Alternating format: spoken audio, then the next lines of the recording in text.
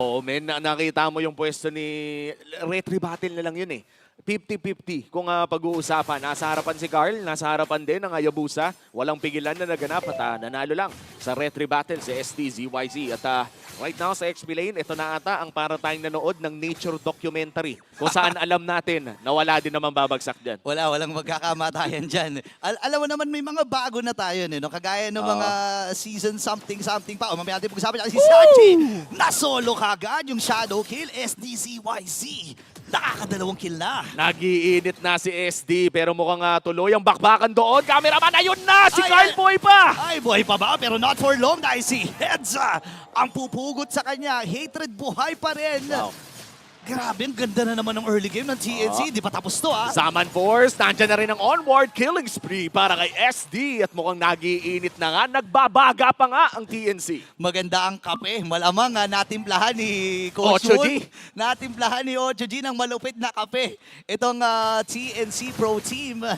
Pero again, kung babalikan natin sa community prediction, parang naman na mga Team Liquid. Oo, I mean, hindi mo rin masisi yung mga tao, di ba? Siyempre, stats lang. Medyo naghirap talaga ang TNC in the regular season. Pero hindi naman ibig sabihin nun, ay wala nang naniniwala. Nandiyan pa rin ang solid Phoenix Army. Win or lose, yung 16% na yan ay naniniwala na mananalo ang TNC Pro Team sa laban na to. And right now, they are winning. 2,000 ang lamang ng TNC Pro Team kontra TLPH. And we are about to see the second turtle of the game. At kadalasan dito nagpapapok ang mga ibang teams. Yeah, and magandang pag-usapan dyan ng Team Liquid PH. Kilala naman natin, noong mga panahon na echo pa sila, di ba may express talaga sila pinapakita ngayon. Shadow kill naman from ST. Quad shadow out muna siya doon. Pero may idea ang Team Liquid na walang pantaka si SD if ever. Nagamit na rin ang Primal Wrath. No Ugi Shadow Kill. Pero si Sanford, half HP. Okay, nagamit na rin dito yung ultimate mula kay Heads. Pasok si SD, shadow out. Muli siya rito. Pero nakastock na rin si Benny. Any moment pwede siyang lumipad dito. Kaya lang ang kunat din ng frontliners leader CNC Pro Team. Habang Escalera nagamit yung Primal Wrath. Ilalapag na rin dito yung Eternal Guard. At si Escalera ay napatumba na. Finally nakakuha na ng kill ng Team Liquid PH. Makakadalawa pa ang Team Liquid dito sa may transition sa pagong. Ayun na, nakalipad na sa himpapawid. Benny Cutie taking his first kill of the game. Pero kapalit nito ay nakapag-push si Kozen ng libre sa taas. Trade lamang ang naganap pero mukhang nanalo ang Team Liquid doon dahil bumaba ang gold dig ng TNC Pro Team mula 2,000 papuntang 1.5. Ang ganda ng ginawa nila doon, pero may trade naman din na sinagot ang TNC. No? Parang ang sabi lang nila dito, hindi naman natutubo yung Torre dyan sa may taas. So yan na lang ang maging priority natin. Lalo na, kailangan nilang higpitan itong si Benny QT kasi ilang beses na natin nakita, sobrang iconic ng 1-1 para dito sa Team Liquid. Actually, siya rin ata halos ang nagpauso niyan. Parang no? siya na nga lang naglalaro ngayon. 2v1 here, Sanford. Nakapag-ulti pero hindi. Ay! Ay! Nakatakas pa pero si Cortez pumasok din. Nakompleto niya yung kanyang combo doon pero walang magiging casualty. Pero crucial yung talon ni Sanford, men. Mas okay yun kesa naman death timer, di ba? Kesa naman bibigyan mo pa ng gold yung kalaban. Burn mo na yung ultimo and that was a spectacular escape coming in from Sanford. Still deathless dito sa larong ito kahit siya ang humaharap para sa Team Liquid. Lamang pa rin naman ang TNC ng 1,000 pero pababa na ito ng pababa. Kailangan na nilang makahanap ng sunod nilang malaking play. Yeah, and kung babalikan natin, ang nagiging playstyle kasi before ng isang Gatod Kacha, pinagsisimula muna yung teamfight bago siya tumalon. Kasi nga naman mas sigurado yung Avatar of the Guardian na tatama. Pero wait lang, may tatamaan na dito. Si Heads ang kanilang uunahin. Nandun yung nakapatid na enter the card. And this time, lalaban ng TNC. Si Heads buhay pa rin. Pero si Benny ang kikitil ng buhay dito ni Heads. Grabe, parang binato na lahat. Parang 4 na katao mula sa Team Liquid Philippines na nagbato ng mga pwede nilang mabato dito kay Heads para bumagsak siya. But still, a mission successful para dito sa Team Liquid. Lumiit na nga ang gold lead ng TNC. 1,000 na lang halos ang kanilang lead. And this is the last turtle of the game. Kaya naman napaka-importante na masecure ito ng TNC if gusto nilang i-lead ang lead.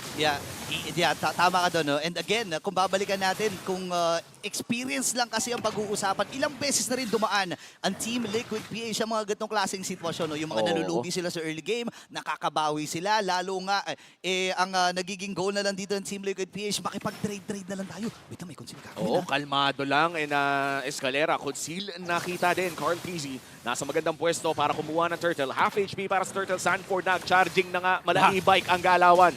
May mga charge pa rin dito pero nahatak. Eh, nandun yung after Wow! dalawang nahuli doon ni Sanford. Andito na si Sanford. Pasok na naman sa dalawa. Ngayon, Carlito, JP ay napaatras na. Pero Sanford versus 4. Maging 5 pa daw. Pero hindi niya kakayanin dahil napakakate ng mga normal hits dito ni Escalera. Wow, nabuhay pa si Escalera with the Cyclone Eye. Nakita natin na hindi agad binanatan para hindi mag-charge yung passive ng isang gatot dito. Pero mukhang si Heads ay napakakunat with the revitalized SD. Ulti. Okay, dalawaan nagsalo dun si Shadow Kill. Pero nakapatay na naman itong si SD. Pasok ngayon ang mga Wow! sa TNC nandun ni Zaman Force. And si Kozen ay nakakuha din ng kill. Medyo nagkakalayo-layo dito ang team Liquid PH. Libreng pahong naman para sa TNC at nabawi na nila yung lead na nakuha sa kanila. Dalawang flicker ang na-burn dito ng TNC Pro Team pero naging worth it naman dahil nakuha nila ang kanilang second turtle of the game at pati na rin yung gold lead na nawala sila kanina. Check muna natin ang mga items. Mukhang nag-iinit na nga dito si Kozen with a 1K gold lead against Benny Cutie at makita na natin yung damage niya kanina. Talagang pumasok na siya with the flicker. Zaman Force agad paglapag. And ito yung kailangang isipin ngayon ng Team Liquid PH, no? Kasi kailangan talaga ng item ni Benny. Kailangan niyang makakuha ng magandang posisyon din. No, yun yung mga kailangan mong gawin kapag naka 1-1 kayo. Kasi hindi naman instant yung damage na nabibigay niya. No? And ang TNC naman, kailangan lang nilang humanap ng pagkakataon para hulihin itong si Benny. Kasi as of this moment, masasabi ko nasa magandang posisyon pa rin ang Team Liquid dahil nga wala pang death itong si Benny. Oh, and yung 1-1 naman, alam natin na kapag umabot ng late game to at makalipad lang ng isang beses, ito yung mga talagang game-changing. Yep. Pero dito si Heads, humaharap ngayon sa Team Liquid Philippines. Mukhang naghaharap na ng sunod na malaking play ang TNC Pro Team as the Lord is spawning 50 seconds from now. Conceal play, ginamit na dito ng Escalera. May mahaharap kaya siya. Heads, nasa harapan ng 3. Okay, Glorious Pathway. Pero kaya ba niya i-sustain? Talon muna dito si Carl TZ or lumayo muna. Ay! Sanji, babawi din. Up of Guardian, dalawa nahuli. It's Sanford with that taunt. Habang nakap naman mula dito kay Carlito. Pero nasalo nila yung Eternal Guard. Shadow Kill para kay SD. Ngayon tuloy pa rin nabakbakan si Benny. Kozen! Nagamit na rin niya yung kanyang needles in flowers pero hindi siya tatagal. Dalawaan tumba. Carlito at ang matatanggal SD. Normal lang sila dito. Kakayanin niya ba makaligtas? Yes sir, kasi tumakas na rin si SD dahil pawala na rin at pa-expire yung kanyang quad shadow. Wow, 3-for-1 exchange. DLPH pa ang nalugi doon. Naging maganda na sana ang pagpasok doon ni Sanford at pati na rin yung pag-nakaw ng Glorious Pathway na nagmumula kay Sanji. And this is already Sansan duo experience. No? Alam na natin na maganda yung naging engage pero yung naging response na nanggaling dito kay Hatred kasama na rin si SD ay nagtuloy-tuloy yung crowd control chain at pati na rin yung damage na nanggaling kay SD. Kaya naman, with this Lord take, half HP, nakahanap agad, wala na si JP. Pumitas kaagad sila ng isa at yung main initiator nila ang nawala para sa Team Liquid PH, libreng Lord para sa Phoenix Army. Biggest gold lead so far na hinawakan ng TNC Pro Team. This is already a 4K gold lead. At talaga nag-iinit si SD ngayon. Still deathless. 6-0-2 sa larong ito. At yung damage ni Kozen ay nararamdaman na rin talaga. Hindi man naging maganda ang KDA ni Heads dito. Pero panigurado ay ang dami niyang damage na natangke para sa kanyang mga kakampi. Yeah, sobrang laki ng tulong no, ng ginagawa niya dito. And ang nagiging main focus lang ni Heads gamitin yung kanyang Glorious Pathway para nga naman mapilitan ng Team Liquid na mag-commit ng mga skills or mga spells if ever man na magawa ito ng Heads. At malaking tulong yung para sa kanila kasi kapag wala na nga naman mga skills ng Team Liquid, go signal ito para sa TNC lalo na punong-puno ng damage yung lineup na to. That's true. At kailangan na nga mag-ingat dito ni Benny Cutie dahil panigurado siya na ang magiging target. And for now, sabihin na natin 5,000 man ang kalamangan ng TNC Pro Team. Hindi naman ibig sabihin nito ay hindi na kayang manalo ng Team Liquid Philippines. Isang magandang hila mula kay JP at makalipad lang ng isang beses na may madadamay na iba.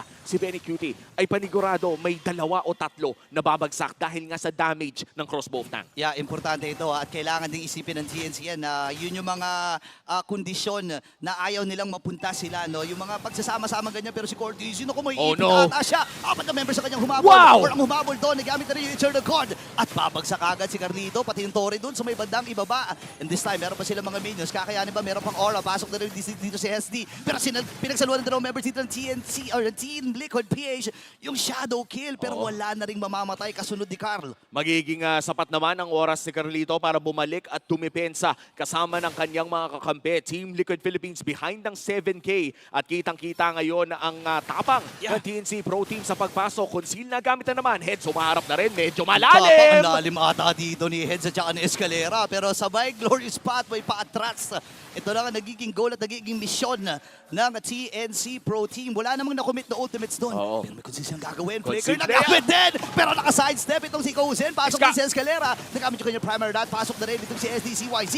Kozen with Wow. kill. Ngayon naman, ito Oh, yung pagbalik no! dad ng Team Liquid PH. Nakakuha na rin si Carlito! Kozen. Nakakill dito. Si Heads ay makakakuha din ng isa. Kapag si Carlito pinagtutulungan nung Eternal Guard plus si SD. Ngayon, dalawa na lang ang natitira para sa Team Liquid PH habang tatlo pa para sa TNC. Wow! Pasok din, shadow kill, pinagsaluan na si Sanji, nabuhay pa! Saktong napindot din yung region. It's still a Ah. 2v3 scenario. At mukhang kailangan na nga muna mag-back ng TNC Pro Team. Lord upcoming, 20 seconds. Nakapagdepensa pa ang Team Liquid Philippines with a great play coming in from Sanford. Ang dami niyang nahuli doon with that counter set. Yeah, para sa akin, napaka-importante talaga nung ginawa doon ni Sanford. No? Pero again, yung importansya ng isang SDZYZ. Ayun, no? Tingnan mo naman, sakto yung Avatar of the Guardian. And this time, nagkagulo na eh. Oo. Kumbaga, hindi mo na nga alam kung sino titingnan mo dyan. Titingnan mo lang doon sa taas kung sino yung mga namamatay eh. Oh. Oh, tsaka tignan mo ang crucial din pala na naka-Winter's Crown dito si Heads dahil hindi na ipasa yung crossbow of Tang. Pero ito, may laban na naman. Naku, may papasa ba? Hindi na makakatalo si Sanford! And this time, Crossbow! dito on the crossbow time, nagamit na. Pero godlike na si SDZYZ. Si Carlito ay nakikipagsabayan sa tatlo. Buhay pa rin ang tatlo para dito sa Team Liquid PH. Pero ang TNC medyo aapak muna sa preno. Oh, dumadami na ang Winter's Crown sa kupunan ng TNC Pro Team. Kaya naman pahirap na ng pahirap ang paglipad sa himpapawid ni Benny Cutie dahil nga hindi rin pumapasa kahit mapatay niya with that Winter's Crown. 6K gold lead para sa TNC Pro Team. Pero parang dikit na dikit ang laban na to dahil sa kalakasan ng Team Liquid Philippines sa tuming fight. Yeah, maganda rin kasi yung pagdepensa na ginagawa dito ng Team Liquid PH, no? And maganda yung sinasabi mo, no? Pag team fight kasi, ang dami rin nilang layer na aasaan eh. Yung Avatar of the Guardian, even yung nakap ni Carlito. And this time, sabi ng TNC, okay, i-atras muna natin, medyo pipigilan muna natin at i-reset yung Lord na ito. Pero nagdidesisyon ng Team Liquid, iguguban nila, hindi, i-atras muna nila. Ipapa-reset na naman ng Lord. This is a level 2 Lord. Luminous Lord na pwedeng dadamba talaga sa mga tore. And TNC Pro Team mukhang pasensyoso sila sa ngayon.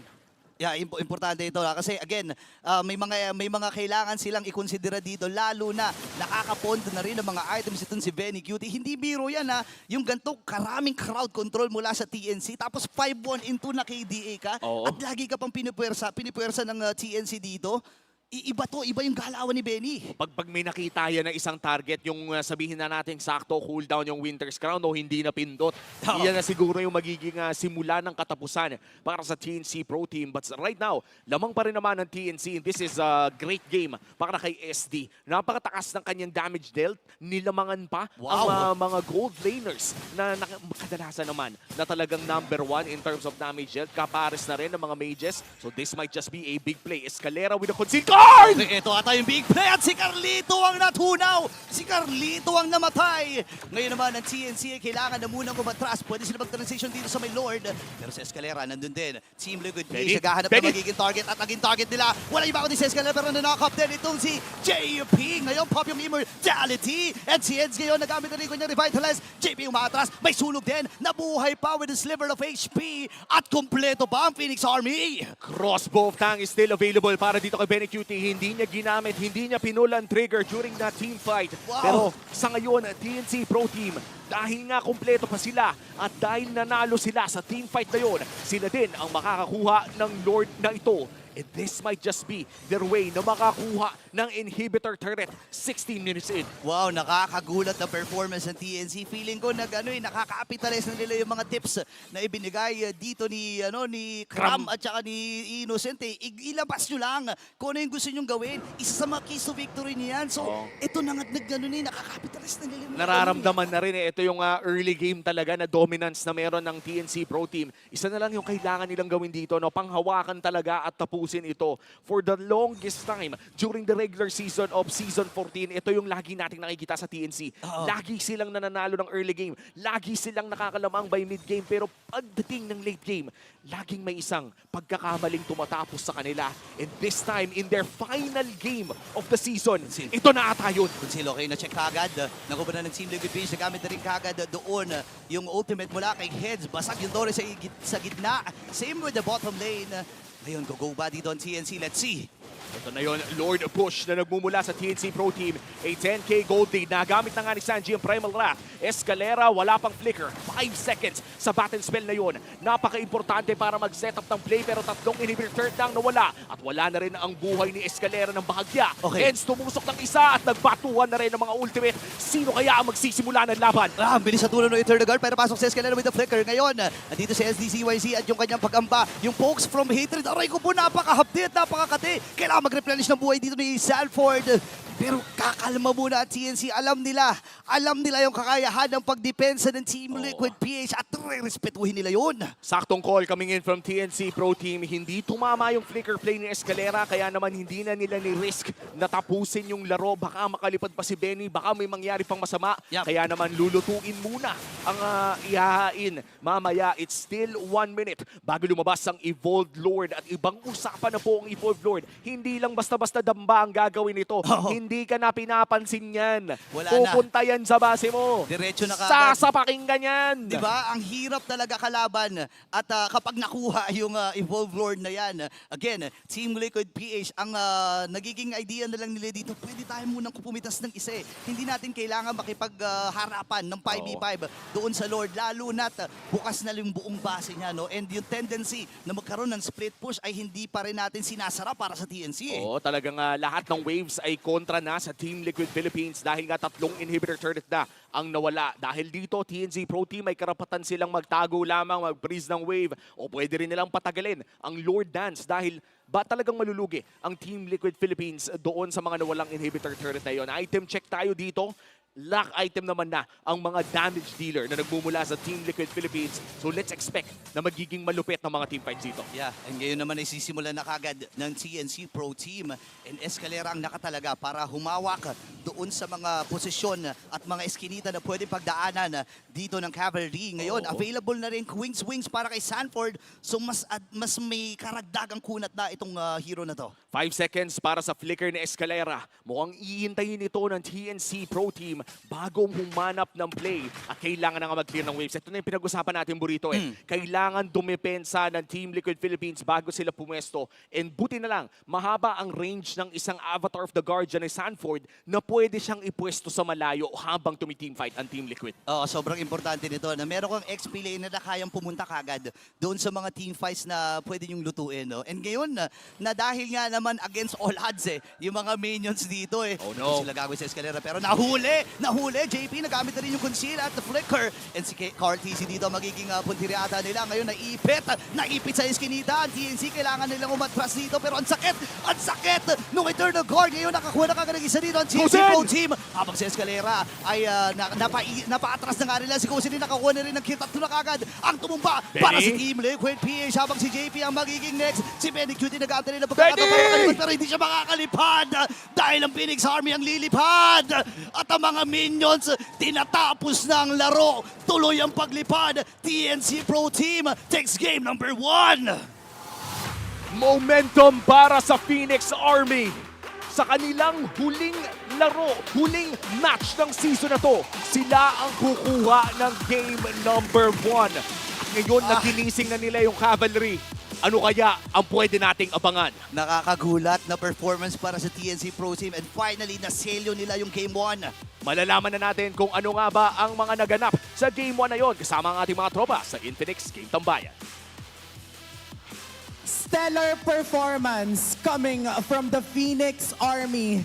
And wow, grabe yung gutom, grabe yung growth, grabe yung